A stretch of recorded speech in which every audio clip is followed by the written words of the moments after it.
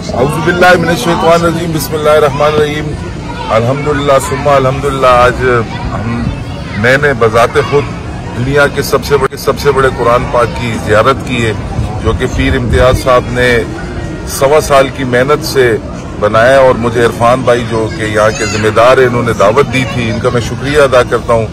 ये कुरान पाक जो है वो 31 सफ़ात पर है और इसकी लंबाई 41 फुट इसकी लंबाई है और 8.5 फुट इसकी चौड़ाई है, जो कि तर्जुमे के साथ लिखा गया है। और ये हम मुसलमानों का आलमी दुनिया को यही एहतजाज भी हमारा कि जिन्होंने तौबा नऊज़ुबिल्लाह बेहुरमती की, उनके लिए यही पैगाम है कि वो इंशाअल्लाह मुसलमानों के जज्बात को कम नहीं कर सकते।